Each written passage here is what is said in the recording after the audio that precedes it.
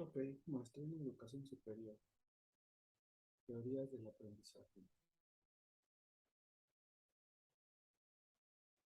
Definición del aprendizaje. Es el proceso mediante el cual se origina o se modifica la actividad respondiendo a una situación siempre que los cambios no puedan ser atribuidos al crecimiento o al estado temporal del organismo, como la fatiga o bajo el efecto de drogas. El aprendizaje es el cambio de actitud de una persona cuando se adquiere el aprendizaje. Se modifica definitivamente la actitud por medio de nuevos conocimientos o experimentos. Ejemplo, cuando una persona recibe una capacitación, cambia de actitud. Sin cambio de actitud, no hubo un aprendizaje. Procesos del aprendizaje. Es una actividad individual que se desarrolla en un contexto social y cultural. Es el resultado de procesos cognitivos individuales mediante los cuales se asimilan e interiorizan nuevas informaciones, hechos, conceptos, procedimientos o valores. Se construyen nuevas representaciones mentales significativas y funcionales, son los conocimientos, que luego se pueden aplicar en situaciones diferentes a los contextos donde se aprendieron. Aprender no solamente consiste en memorizar información, es necesario también otras operaciones cognitivas que implican conocer, comprender, aplicar, analizar, sintetizar y valorar. El aprendizaje, siendo una modificación de comportamiento coartado por las experiencias, conlleva un cambio en la estructura física del cerebro. Estas experiencias se relacionan con la memoria, moldeando el cerebro, creando así variabilidad entre los individuos. Es el resultado de la interacción compleja y continua en tres sistemas. El sistema afectivo, cuyo correlato neurofisiológico corresponde al área prefrontal del cerebro. El sistema cognitivo, conformado principalmente por el denominado circuito PTO, parieto temporo-occipital. Y tres, el sistema expresivo, relacionado con las áreas de función ejecutiva, articulación del lenguaje y homúnculo motor, entre otros. Nos damos cuenta que el aprendizaje se da cuando observamos que hay un verdadero cambio de conducta. Así, ante cualquier estímulo frente al cual las estructuras mentales del ser humano resulten insuficientes para darle sentido a las habilidades prácticas, no le permitan actuar de manera adaptativa, el cerebro realizará una serie de operaciones afectivas: valorar, proyectar y optar. Eso tiene como función contrastar la información recibida con las estructuras previamente existentes, generándose interés, curiosidad por saber de esto. Expectativa, saber qué pasaría si supiera al respecto. Y sentido, determinar la importancia o necesidad de un nuevo aprendizaje. En las últimas se logra la disposición atencional del sujeto. En adición a la interacción entre la genética y la crianza, es de gran importancia para el desarrollo y el aprendizaje que recibe el individuo. El sistema afectivo evalúa el estímulo o situación como significativa. Entran en juego las áreas cognitivas, encargándose de procesar la información y contrastarla con el conocimiento previo. A partir de procesos complejos de percepción, memoria, análisis, síntesis, inducción, deducción, abducción y analogía, se da lugar a la asimilación de nueva información. Posteriormente, a partir del uso de operaciones mentales e instrumentos de conocimiento disponibles para el aprendizaje, el cerebro humano ejecuta un número mayor de sinapsis entre las neuronas para almacenar estos datos en la memoria de corto plazo, según Feldman en 2005. El cerebro también recibe eventos eléctricos y químicos donde un impulso nervioso estimula la entrada de la primera neurona, que estimula a la segunda y así sucesivamente para lograr almacenar la información y datos. El aprendizaje humano consiste en adquirir, procesar, comprender y finalmente aplicar una información que nos ha sido enseñada, es decir, cuando aprendemos nos adaptamos a las exigencias que los contextos nos demandan. Este requiere de un cambio relativamente estable de la conducta del individuo y es producido tras asociaciones entre el estímulo y la respuesta. Está relacionado con la educación y el desarrollo personal.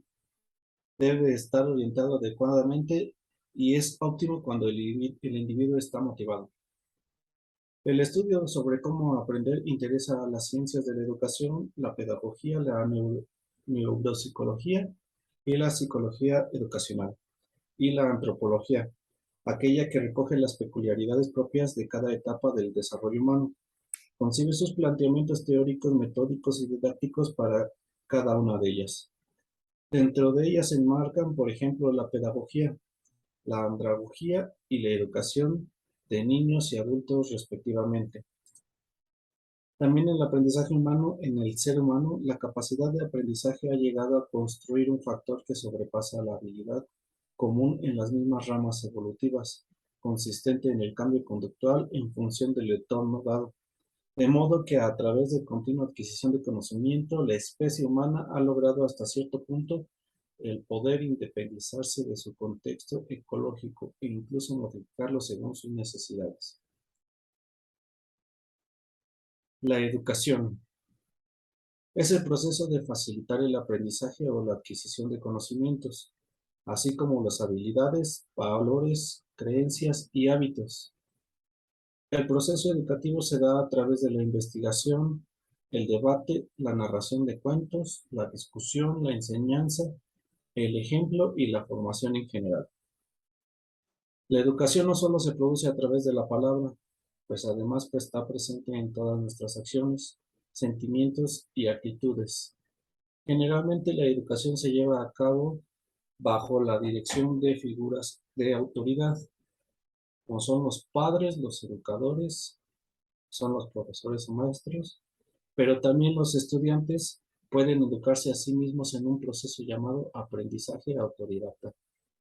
Cualquier experiencia que tenga un efecto formativo en la forma que uno piensa, siente o actúa puede considerarse educativa.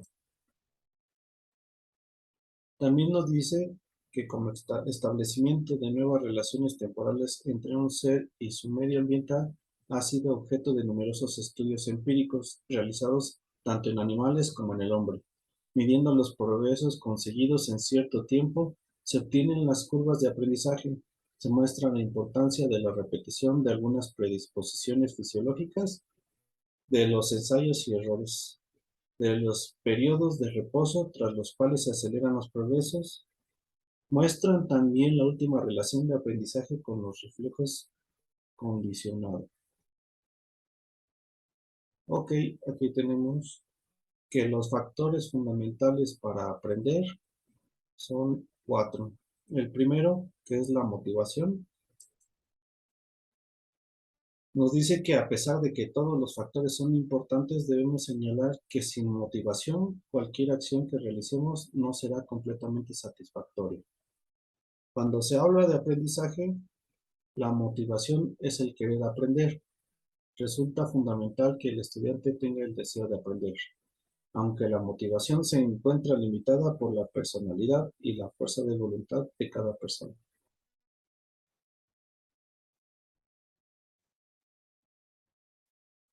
Ok. Regresamos y nos dice que la experiencia es el saber aprender, ya que el aprendizaje requiere determinadas técnicas básicas, tales como técnicas de comprensión, vocabulario, conceptuales, que organizar, seleccionar, etcétera, y repetitivas, recitar, copiar, y exploratorias como experimentación. Es necesaria una buena organización y planificación para lograr los objetivos. Los conocimientos previos y la inteligencia nos comentan que van de la mano. Es por ello que, por último, que nos queda la inteligencia y los conocimientos previos que al mismo tiempo se relacionan con la experiencia. Con respecto al primero, decimos que para poder aprender, el individuo debe de estar en condiciones de hacerlo, es decir, se tiene que disponer de las capacidades cognitivas para construir los nuevos conocimientos.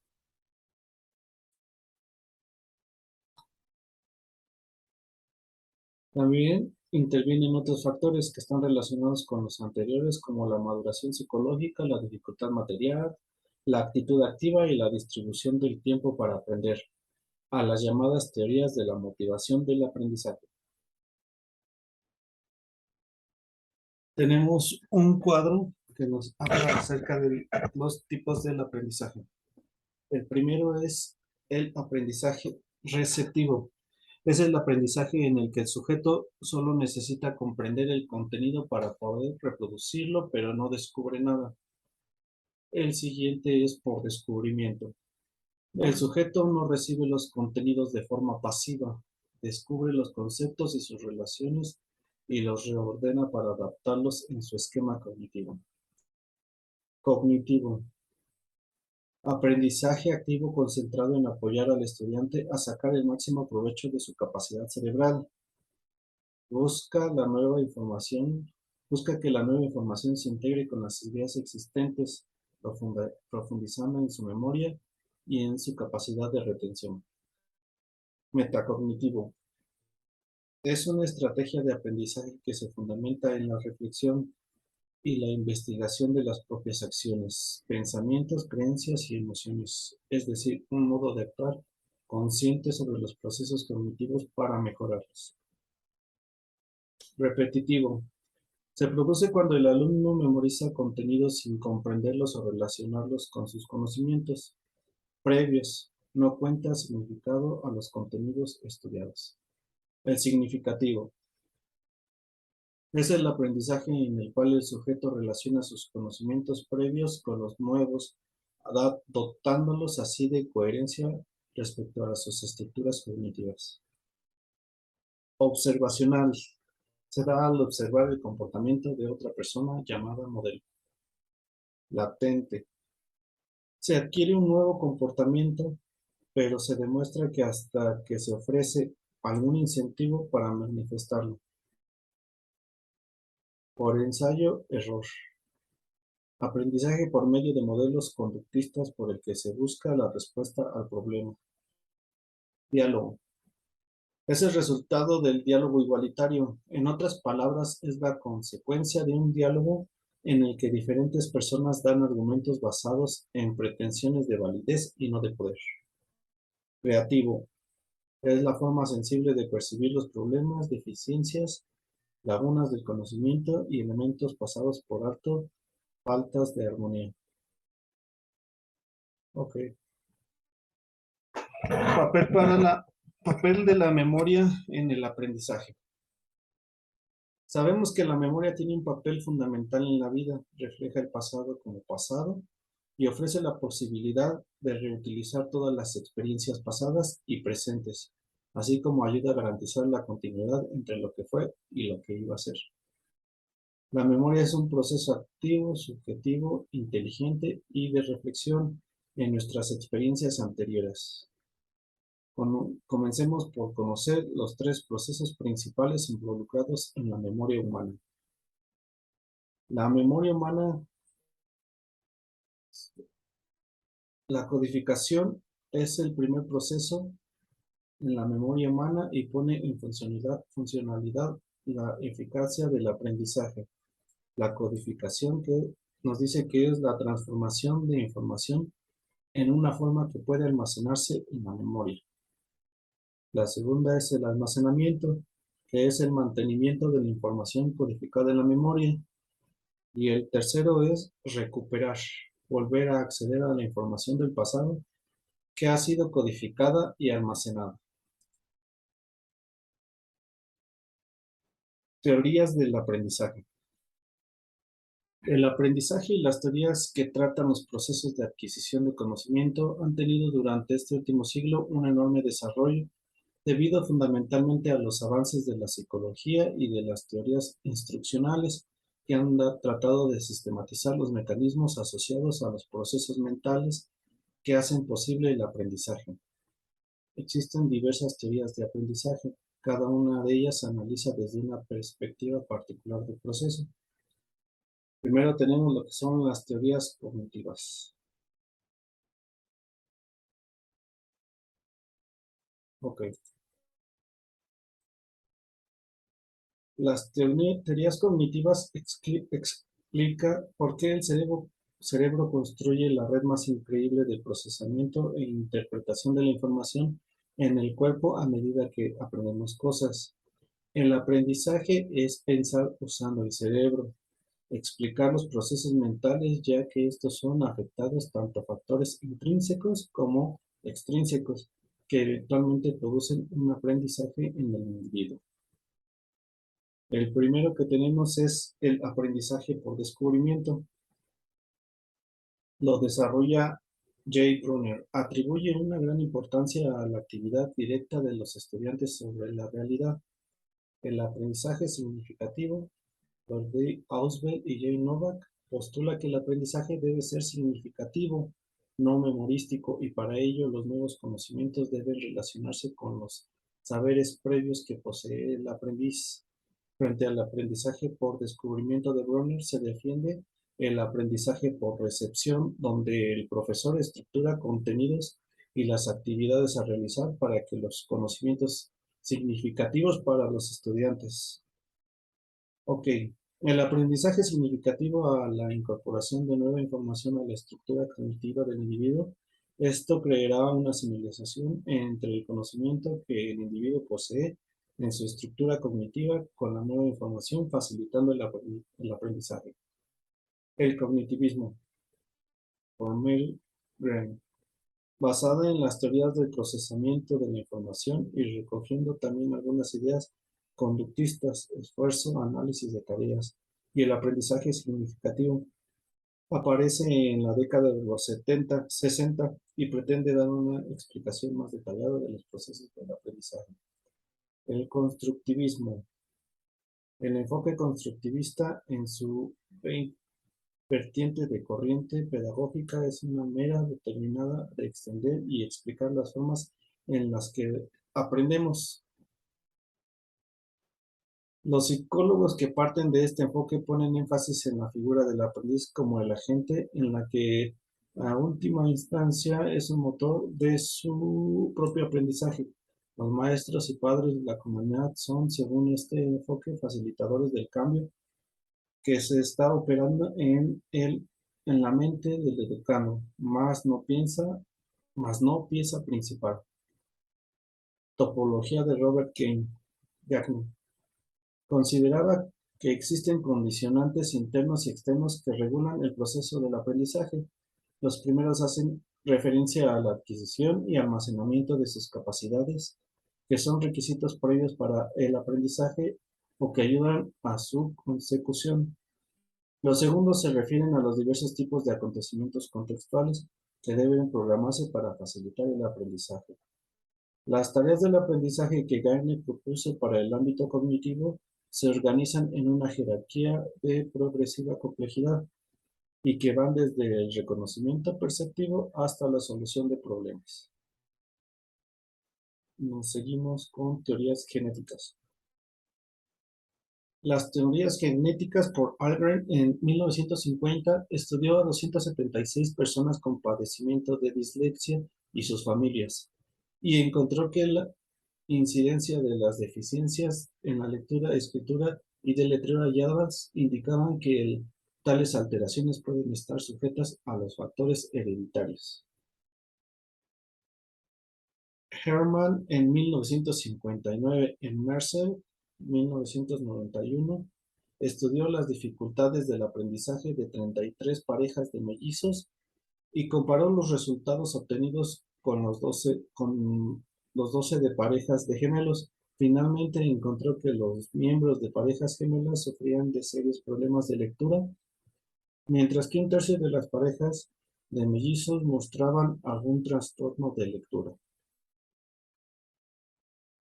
Seguimos con teorías conductistas.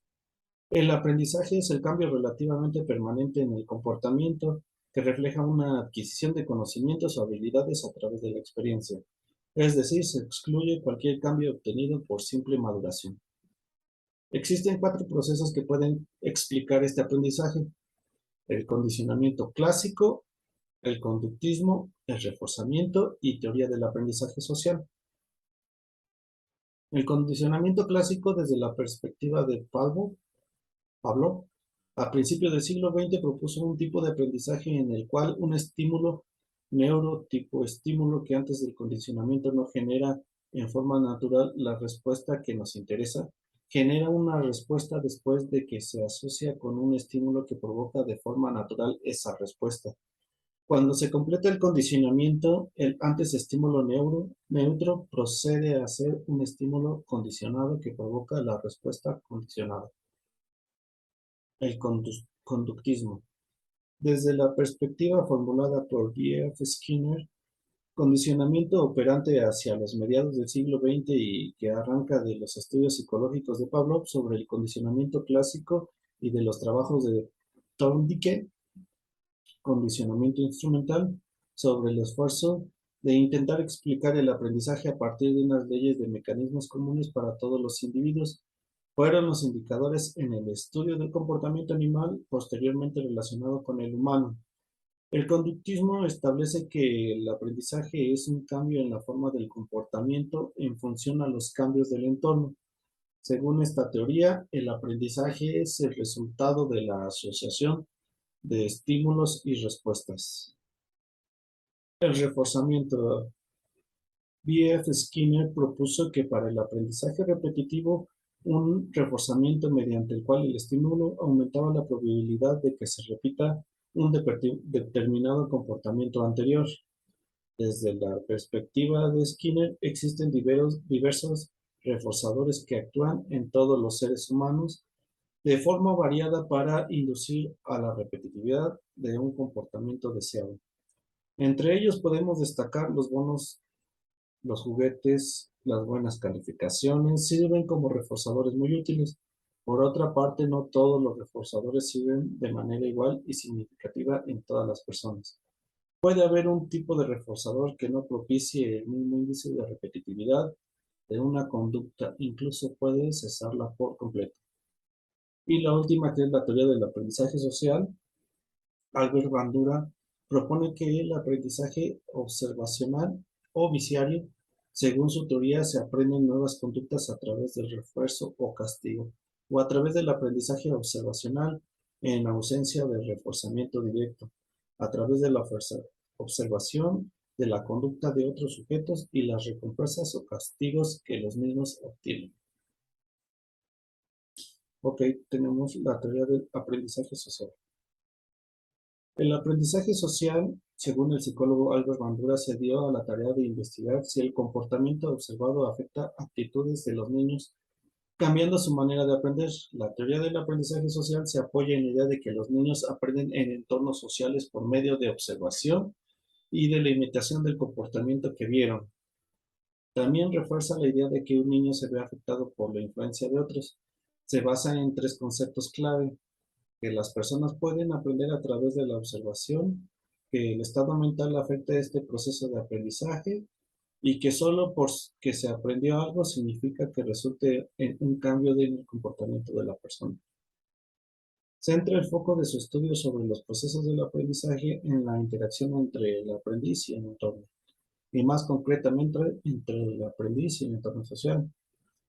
Describió el aprendizaje social en 4 principios. El primero, que es la atención. Para aprender es necesario estar enfocado y poner atención, especialmente en el caso de los niños. Si ven algo novedoso o diferente, es más probable que presten atención. La retención. Internalizar la información que acaban de aprender y almacenarla como recuerdo. La reproducción es reproducir la información que se tuvo anteriormente y utilizarla cuando sea necesario como un examen. Motivación. Sin motivación no hay interés de hacer cualquier cosa. Esta motivación se puede originar cuando observamos que otra persona es recompensada o reprochada por hacer o no hacer algo, lo que motiva al observante a querer hacer lo mismo o evitarlo. Afortunadamente en la mayoría de los humanos el comportamiento se aprende de manera observacional o a través del modelado. Al observar a otros se forma una idea de cómo se realizan los nuevos comportamientos y en ocasiones posteriores esta información codificada sirve como guía para la acción, dijo en su libro Social Learning Theory en 1977. Ok, teorías neurofisiológicas. Las teorías neurofisiológicas son por los autores Doman, Spitz, Sutman y Delecato. La teoría más controvertida y polémica acerca de las dificultades del aprendizaje, conocida como teoría de la organización neurológica, la misma indica que los niños con deficiencias en el aprendizaje o lesiones cerebrales no tienen la capacidad de evolucionar con la mayor normalidad como resultado de la mala organización en su sistema nervioso. Los impulsores de esta teoría sometieron a prueba a método de recuperación concentrado en ejercicios motores, dietas y un tratamiento de CO2, asegurando que modificaba la estructura cerebral del niño y le facilitaba el desarrollo de, de una organización neurológica normal.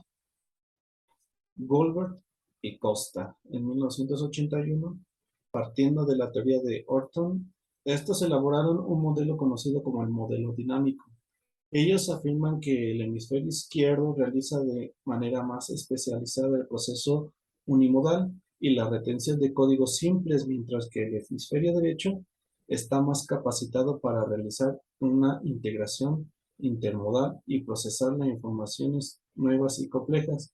De ahí se desprende el hecho de que la disfunción cerebral del aprendizaje no consistiría solamente en la alteración o deficiencia de los circuitos o conexiones cerebrales necesarias, sino que se relaciona más bien con la alteración de procesamientos y estrategias adecuadas para llevar a cabo el aprendizaje de manera satisfactoria. Factores bioquímicos y endocrinos.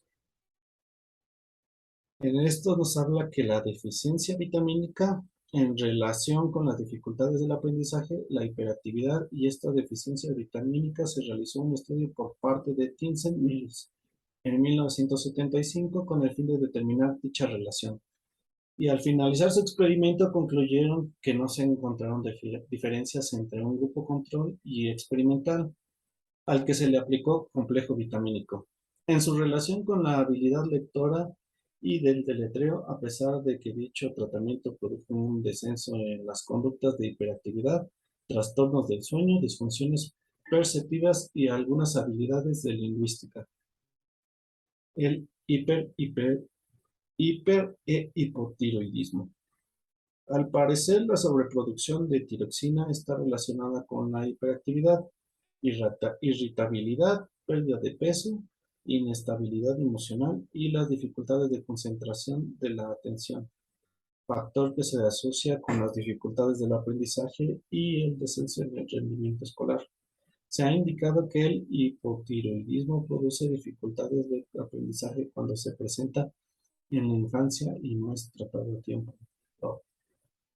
Ok, nos vamos con teorías del procesamiento de la información. La teoría del procesamiento de la información influida por los estudios cibernéticos de años 50 y 60 presenta una explicación sobre los procesos internos que se producen durante el aprendizaje.